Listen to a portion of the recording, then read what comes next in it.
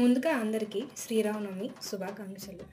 ఈ వీడియో నేను ఉగాది రోజు చేద్దామనుకున్నాను. కానీ మొత్తానికి శ్రీరామనవమికి అయితే కుదిరింది. అసలు వీడియో ఎందుకు చేద్దామనుకున్నానంటే, నా చేతిలో మీరు చూసినట్టయితే ఒక బుక్ ఉంది.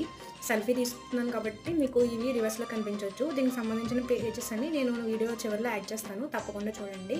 సో ఈ బుక్ ఏంటంటే, మా ఊర్లో శ్రీ ఎల్లారమ్మ అమ్మవారి జాతర మహోత్సవాలు అయితే జరగబోతున్నాయన్నమాట. దానికి సంబంధించిన బుక్ ఇది.